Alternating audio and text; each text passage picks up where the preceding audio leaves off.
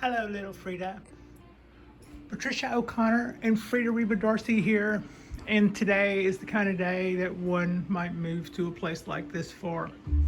It is absolutely bitchin' weather.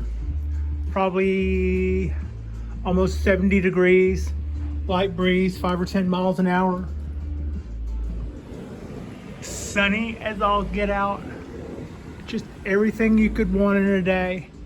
I wanted to do a little bit of work out here, and one thing I thought that I would do was take this guy out of my way while I was doing that, because I didn't want anything getting knocked around. And I was having a little look-see to see how we're doing, and it's very gratifying to see all of those buds and all of that good old nice secondary branching coming out. I think from here on this round at least, this will be a good point. At somewhere along in here I can come in there with some scissors and do a little clip and grow. I won't be doing that for a while. We'll let everything grow out. We'll let all that stuff grow out and get big. But yeah, I don't think I'll probably, I'm not gonna nail myself down to anything, but this will be a great opportunity to let some of that secondaries branching be thinking more about clip and grow with that. So I'm pretty excited. So I had cleaned up just a couple of little, like the places where little shoots like to come out, but other than that, I have had zero reason to bring this guy in, except, like I said, to move it out of the way so I could do some other things. And I really love. So look, I thought I would just take a time to take advantage of the good lighting and the good place we're in with this tree. And so this isn't some lesson about how not to wire or how to wire, or this is not a lesson about anything in particular, but just I really appreciate this moment right now. I'm not paying for any big time mistakes at this moment, and everything seems to be going pretty good with the tree and with some of my other trees. It's spring after all, and it's the time for everything to bust out and do its thing, and to that extent, we're seeing a lot of good of that. How's your day going? And I've got like 4 things coming out right there, but like I said, I'm not going to get too crazy about cutting and snipping.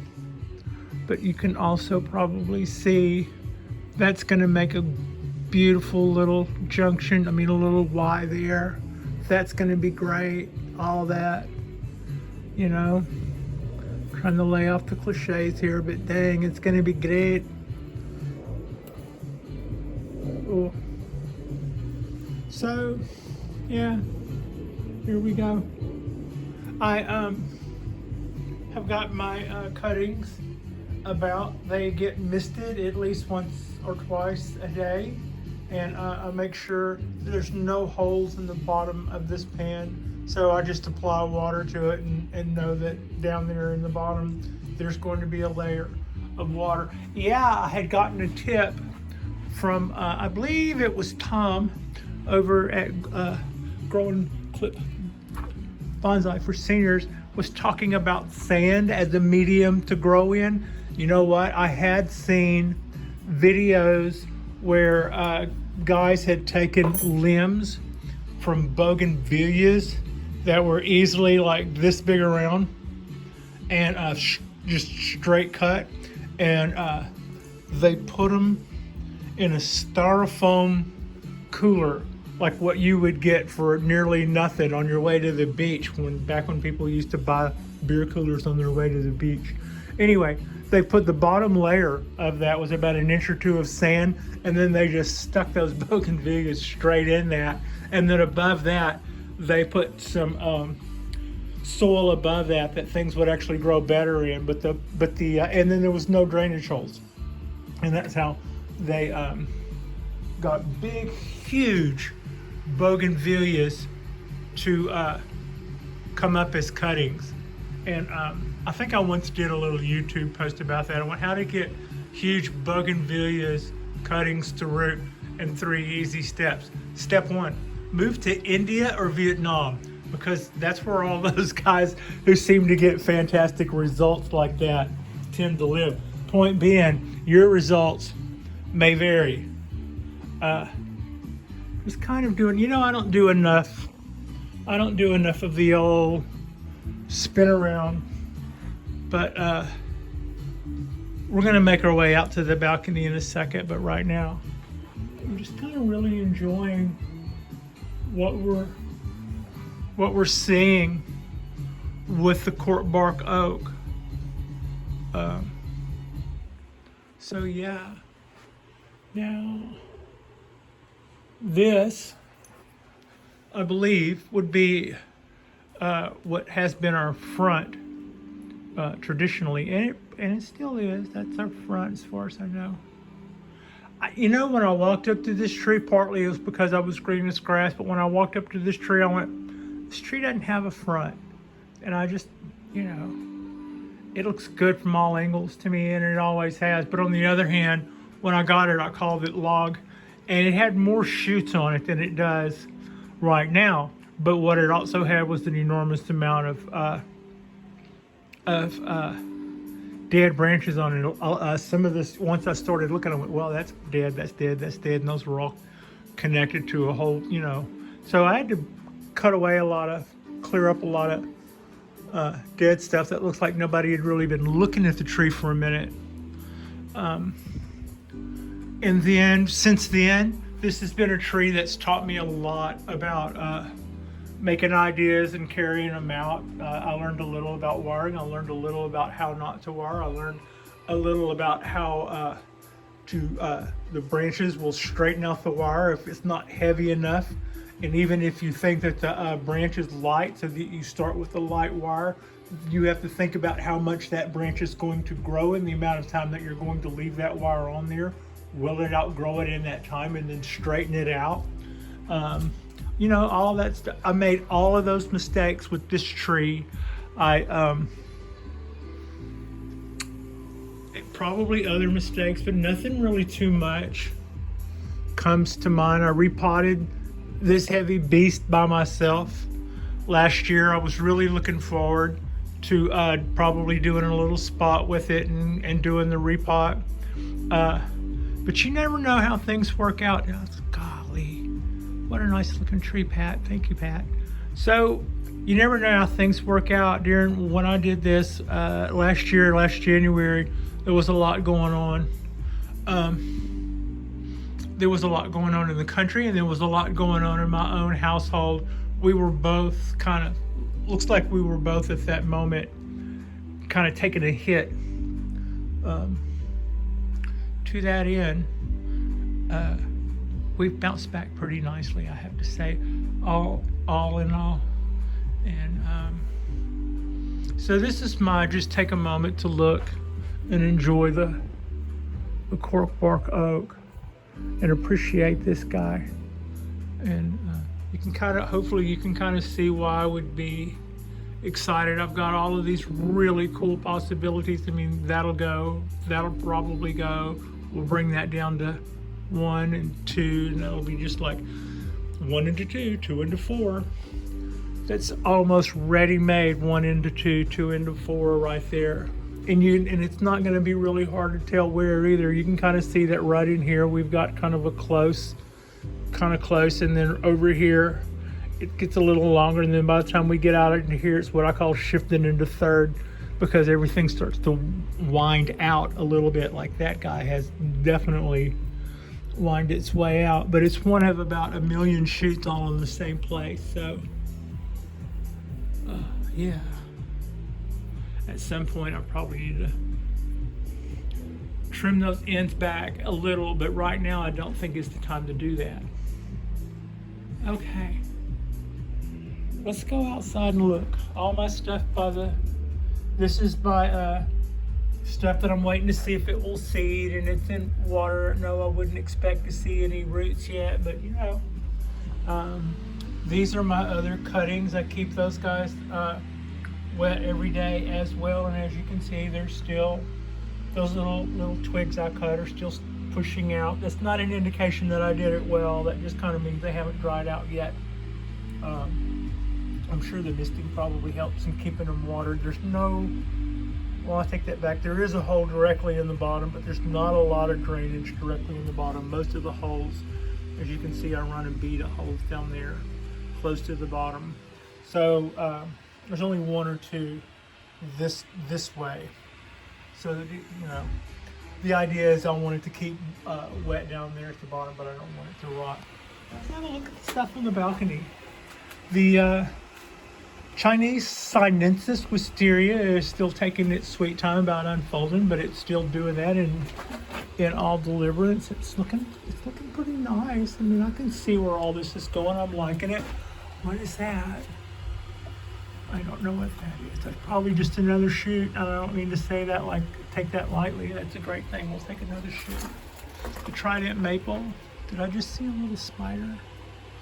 I might have a little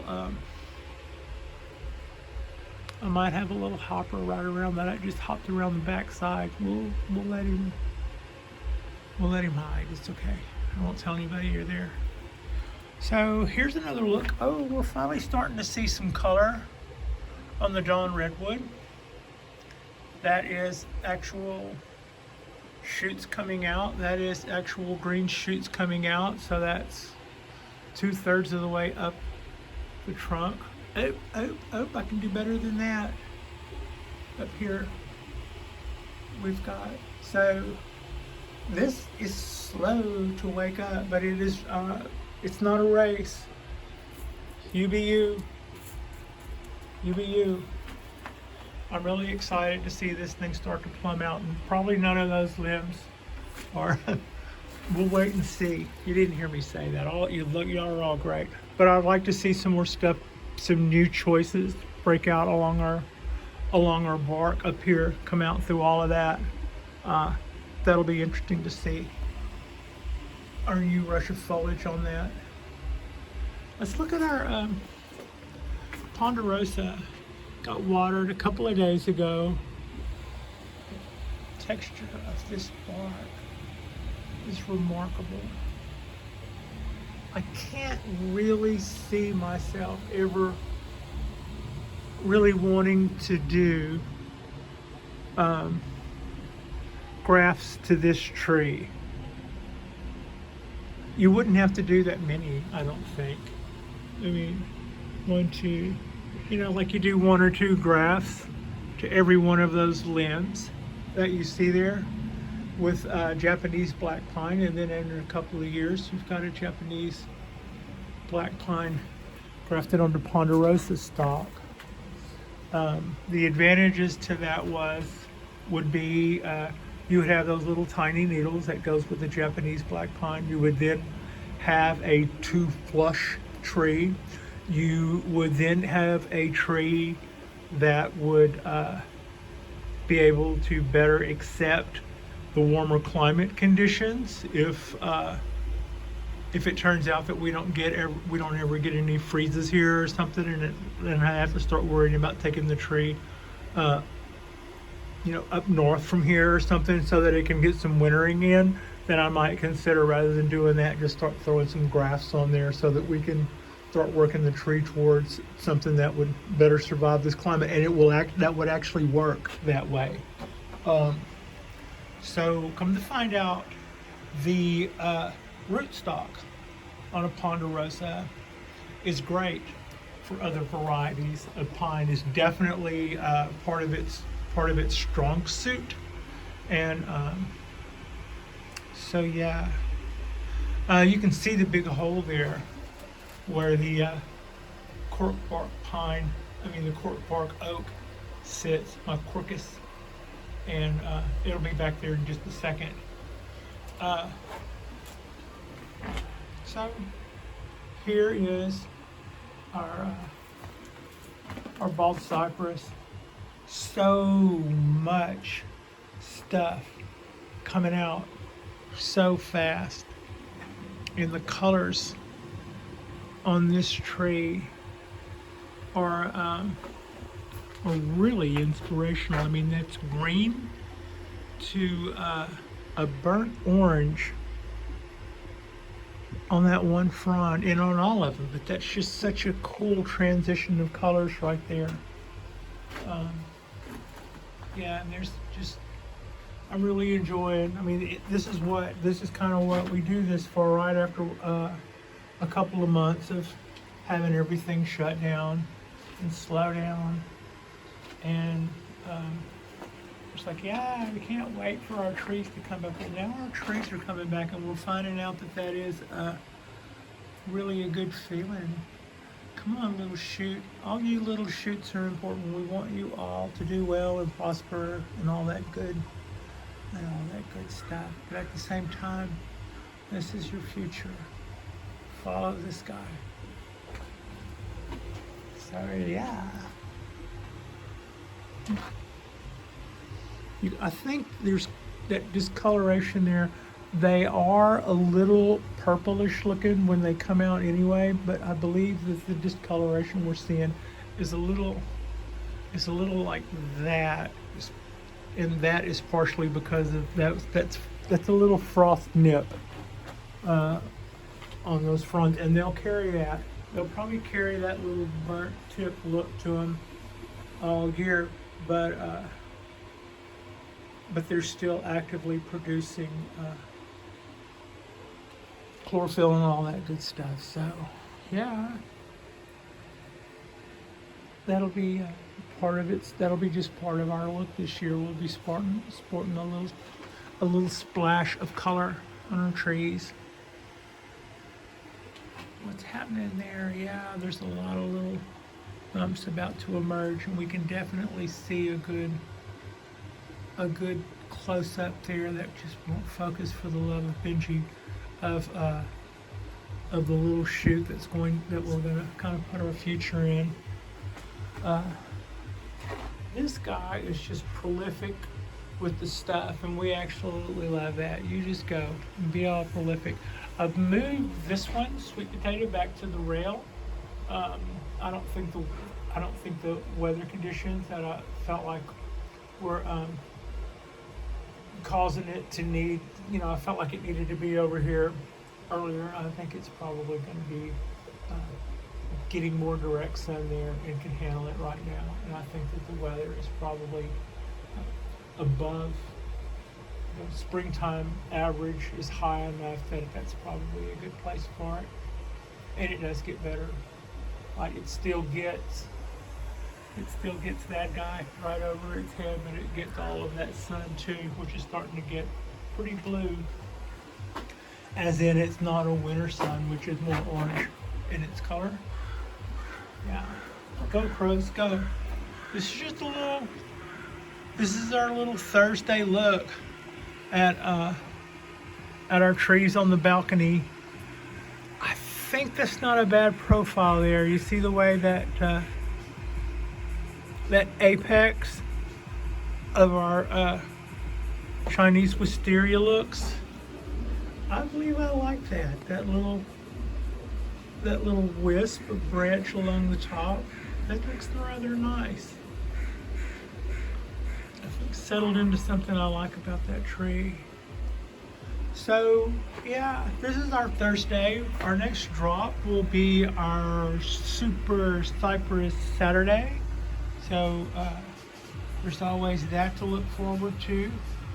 And I had to go to the store earlier and take care of some shopping, and we had to go to the bank and take care of business. And now I'm just kind of kicked back at the house. I'll probably do some more errands around here. Maybe I'll get Higgins ready. Higgins is the name of our robot, our little robot vacuum cleaner. We'll probably get Higgins going. Let him strut around the living room for a little while, pick up some akadama and whatever it is that we've tracked in from outside. Oh, no, I'm going to do a little quick look here at the Kodahan Forest. clearing out that sweet potato, which is what I call that little Japanese black pine. That's the name of sweet potato. So clearing out sweet potato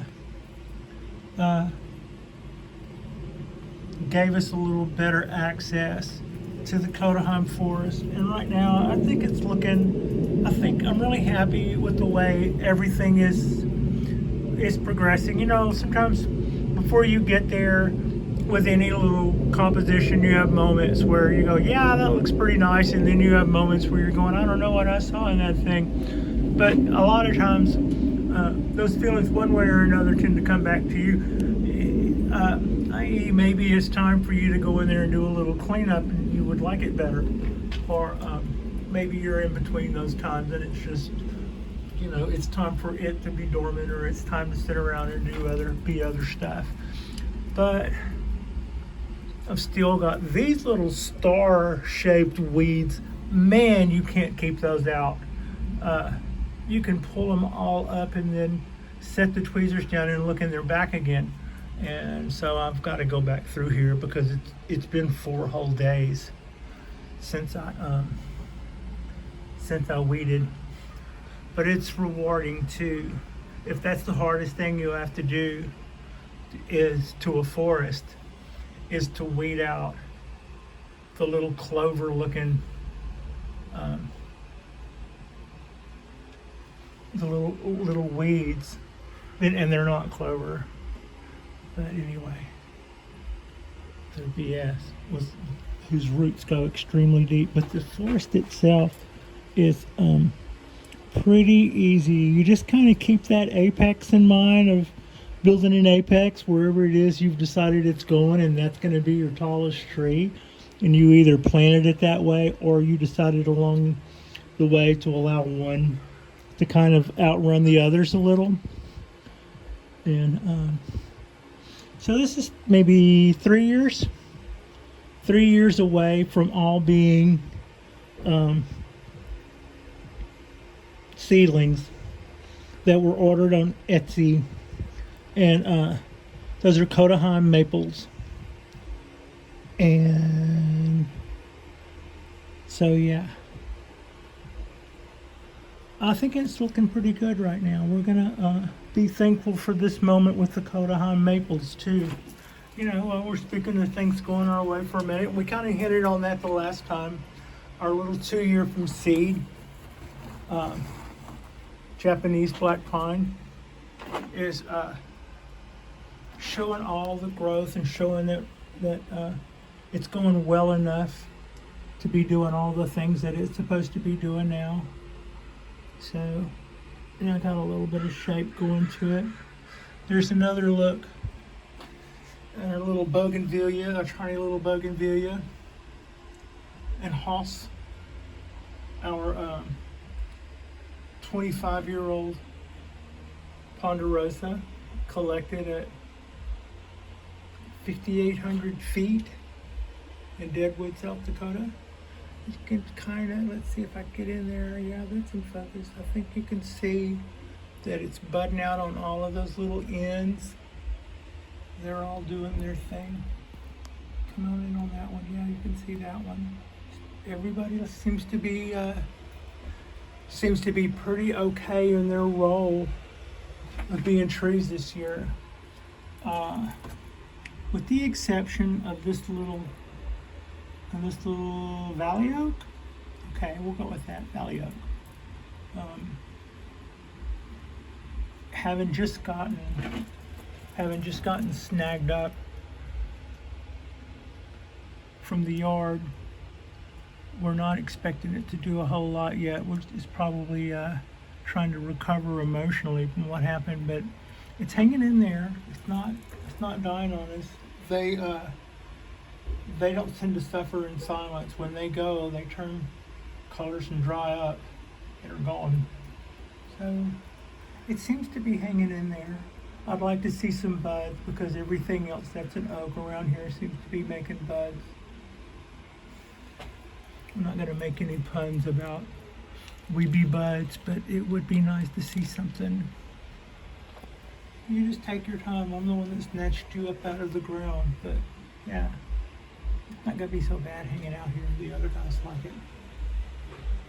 So yeah, that's gonna go from one little forest.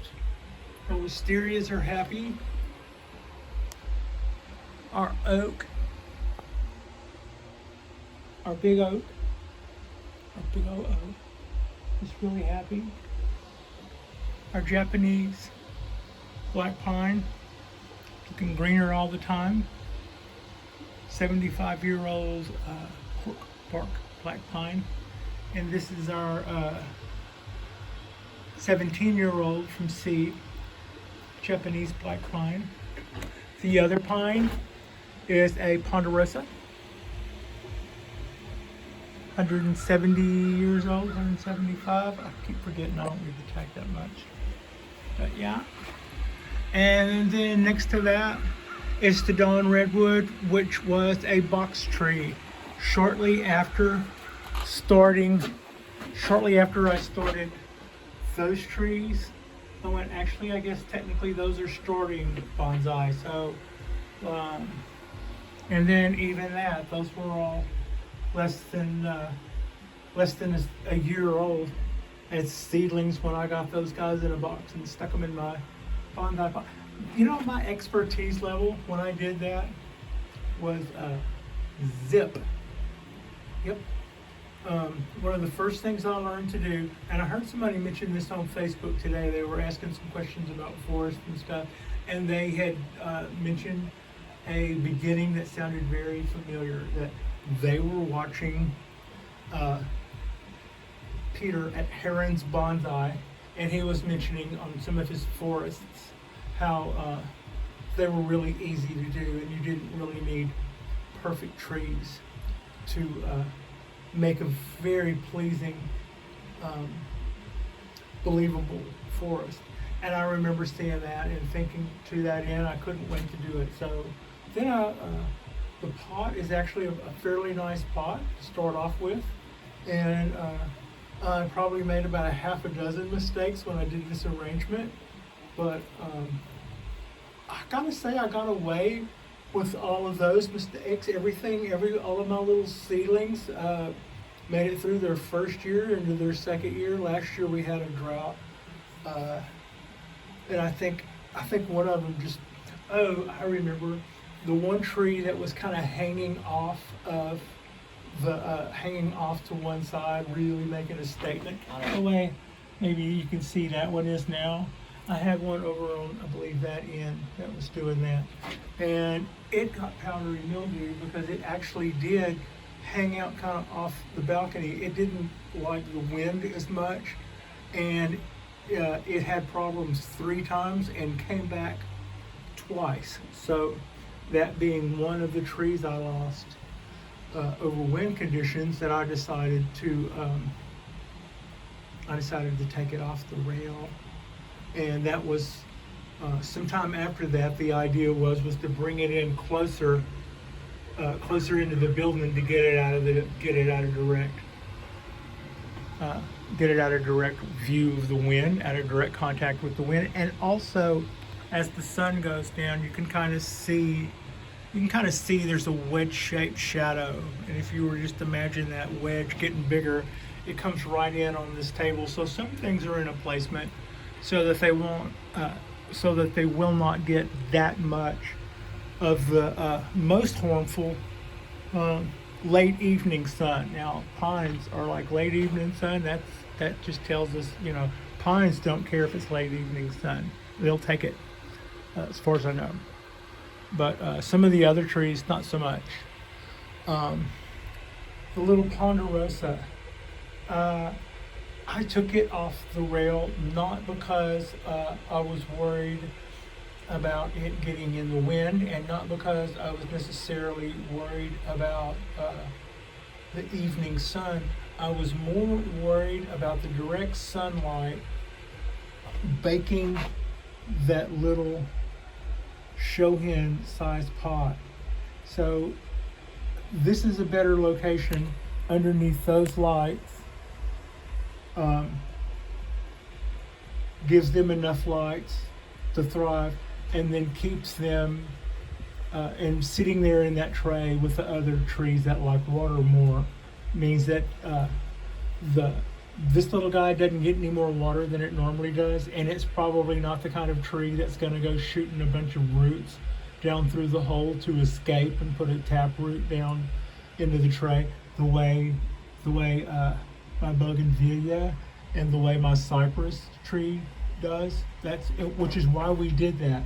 But it also serves as another purpose, that it keeps a little cooler environment for that pot to be in without just sitting there becoming a tiny little thing blazing and soaking up heat in the direct sun. So I think that's worked out pretty well. That could be BS, but I believe that that's more sympathetic to the needs of a smaller tree, which is our biggest concern here. A lot of the other stuff that would be a concern here, it's going to cover by being a Ponderosa. It doesn't care if it's windy. It doesn't care if it's cold. It would probably rather it be more cold, but it's water.